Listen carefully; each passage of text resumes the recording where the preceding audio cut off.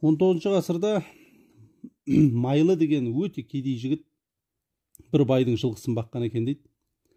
Қалыңға төлер, қалың малы жоқ Майлы 27 жасына келгенше үйленбей басы бос жүрген екен дейді. Сол Майлы байдың 18 жастағы сұлу қызы Гүлбаршынға ойы кетіп, жүрегін махаббат кернесе керек дейді. Бірақ Майлы Гүлбаршынмен тіл табысуға жан салады, бірақ ретін келтіре алмайды. Ал Гүлбаршын болса той шілдеханаларда ақындығымен шешендігімен көзге түсіп, жылқышы кедей жігіттің одан самайын есін кетіреді ғой. Содан бір күні Жиделісайдың тоғайының арасында сол кездесу сәті туады. Екеуі оңаша кездесіп сыр ашып, екі ғашық ағынан жарылады. Бірін-бірі түсінгеннен кейін Гүлбаршын Майлыға айтады: маған әзірге ешкім құда түскен жоқ, бірақ саған мені әкем бермейді. Сондықтан екеуміз қосылудың айла тәсілін қарастырайық дейді.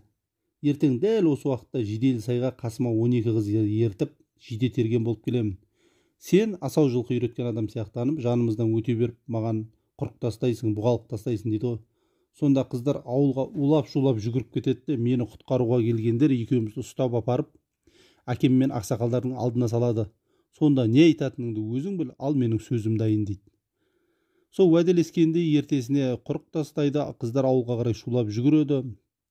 Ауылдан Жиделісайға шауып келген 5-6 жігіт Майлыны байлап алып, төрт жақ аяқ қолын керіп тастайды. Ол кезде қылмыстыны маса шыбынға талатып, жем қылатын жазаның сондай түрі болса керек дейді.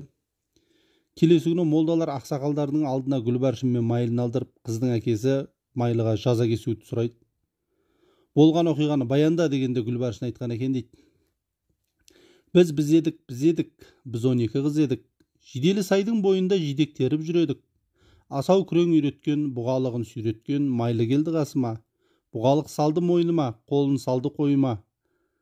Бір сақинам бар еді, өзі сондай тар еді. Сақинамды кеңітті, қатарымнан кемітті, жеңгемменен тең етті дегенде, бағанадан бер жаза кесудің шартын іздеп, Құранын қолына алып, ақтарып төңкеріп отырған молда Майлыға қарап: сен не дейсің деген кезде Майлы айтқан екен дейді. Жазғы тұры болғанда айғырменен байталмас, қаңтардың айы туғанда інгенменен бурамас, күзектің айы туғанда қошқарменен саулықмас, 25-тің кезінде жігіт демас, қыз дамас, істеген істі жасырмас, басымнан сөзді асырмас, қызылды жасыл қызғалдақ, қызықты күні ашылған, ісімді салдым моллаға, молданы салдым Аллаға деген екен. Осы кезде не дерін білмей молда жан жағына қараса, ақсақалдардың бастары салбырап, бәрі үнсіз тұр дейді. Сонда Гүлбаршын тағы да: құнажың көзін сүзбесе, бурышын бұйдасын үзбес деген. Кінәлі Майлы да емес, мен де емес, табиғат жаратқан соң амал да емес. Бір себеп өзімнен болды білем. Құшағы ысып тұрса төзбен де емес, Майлыдай қарсы алдыңда боздақ тұрса, жігітте мендей қызда безген де емес. Халайық ілгер ойла, кейін ойла, Майлыға ғашықтығым төзген де емес дейді. Содан егер көпшілік тым-тырыс бола қалады да, ақырында шетінен бақсап ақсақалдар зып-зып етіп үйден шығып тайып кетеді ғой.